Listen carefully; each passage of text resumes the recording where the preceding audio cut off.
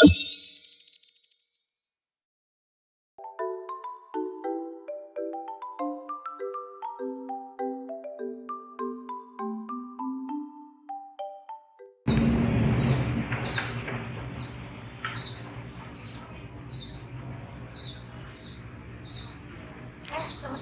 ada lomba nih, mau ikutan nggak? Boleh, lomba apa tuh?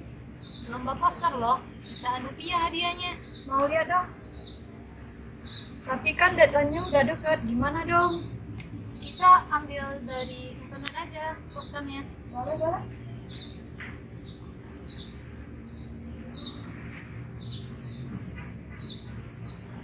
Ini kan udah pernah dipakai sama orang untuk dilombain, nggak bisa dipakai lagi. Soalnya udah ada hak ciptanya. Emang kenapa dengan hak cipta? Jadi, apa sih itu hak cipta? Hak cipta adalah hak eksklusif yang diberikan secara otomatis kepada seorang pembuat karya-karya. Nah, tujuan dari hak cipta tersebut adalah untuk melindungi hak eksklusif, hak moral, dan hak ekonomi bagi pencipta karya. Nah, hak eksklusif tersebut adalah siapapun yang ingin menggunakan, menyalin, memperbanyak, dan menjual suatu karya, maka harus mendapat izin dari pembuat karya tersebut. Hak moral, yaitu karya tersebut telah dibeli. Nah, pembeli tersebut harus tetap mencantumkan nama pembuat karya tersebut. Lalu, hak ekonomi. Hak ekonomi adalah pembuat karya berhak mendapatkan imbalan ekonomi dari pihak-pihak yang menggunakan karyanya. Nah, fungsi dari hak karya tersebut yaitu untuk menghargai suatu karya dan mendorong pencipta karya untuk menghasilkan karya yang baru. Lalu, hak cipta tersebut bisa dilanggar. Bahkan sudah banyak yang melanggar hak cipta loh.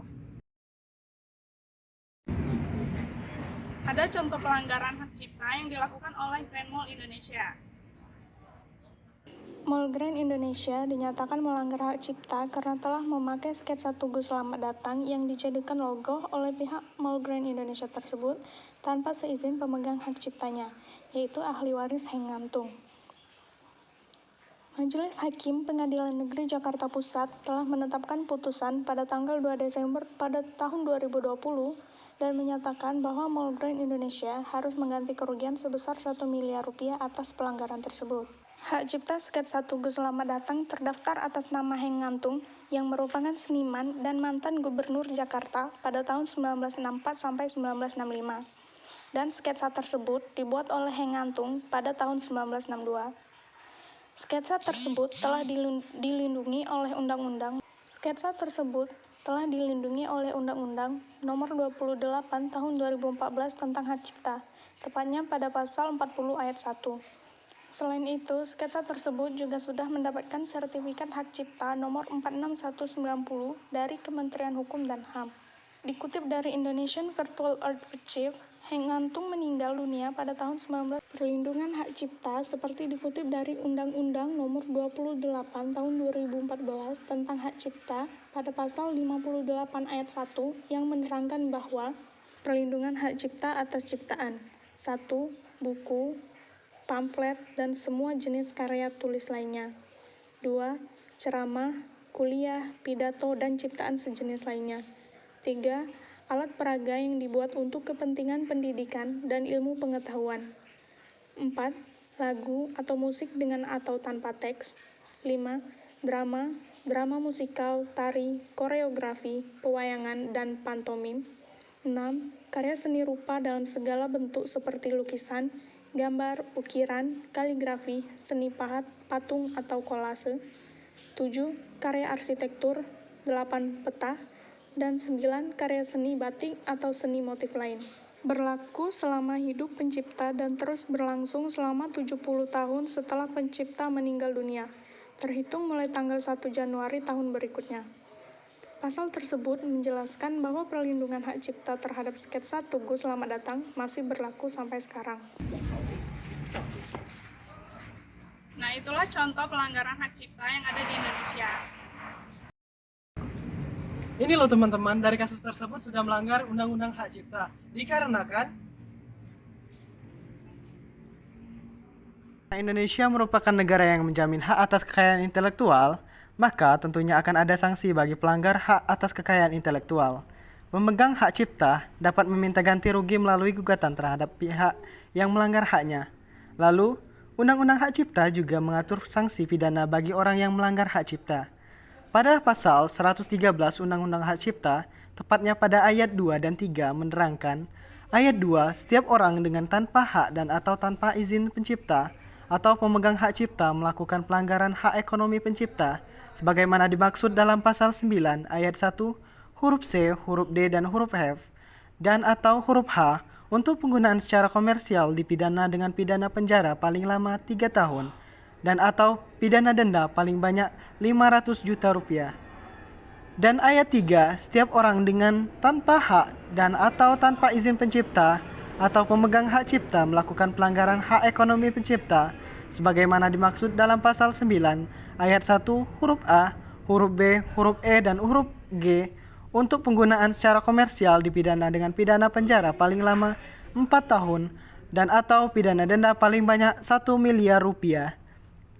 Dari pasal tersebut, ayat 2 merupakan pelanggaran terhadap hak ekonomi pencipta dan merupakan hak untuk penerjemah ciptaan, pengadaptasian, pengaransemenan, atau pentransformasian ciptaan, petunjuk ciptaan, dan komunikasi penciptaan. Sedangkan ayat 3 merupakan sanksi pelanggaran terhadap hak ekonomi pencipta yang merupakan hak untuk penerbitan ciptaan, pengadaan ciptaan dalam segala bentuknya, pendistribusian ciptaan dan salinannya, dan pengumuman ciptaan. Itulah teman-teman Undang-Undang Hak Cipta dari kasus tersebut. Oke? Jadi kasus yang bisa kita pelajari tadi adalah Walaupun hak cipta timbul otomatis seperti definisi tersebut, namun sangat penting bagi pencipta untuk selalu mendaftarkan ciptaannya, karena akan sulit membuktikan suatu ciptaan merupakan ciptaan orang tertentu jika ciptaan tersebut tidak didaftarkan.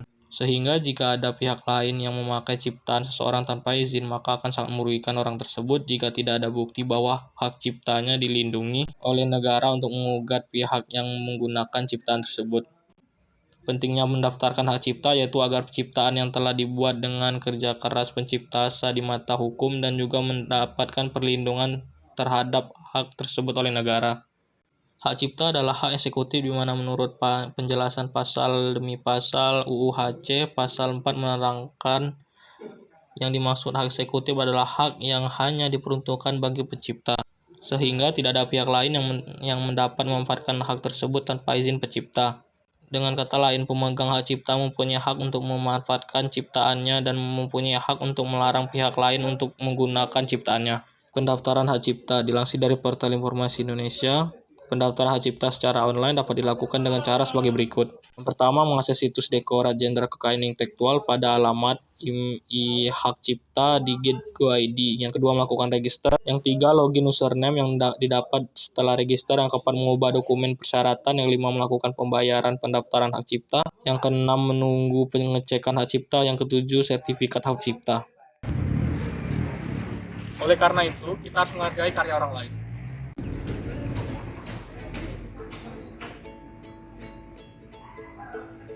Oh, gitu ya. Iya, untuk itu teman-teman semua nggak boleh ya menjiplak atau meniru karya orang lain. Ayo kita berkreasi dengan karya kita sendiri. Semangat!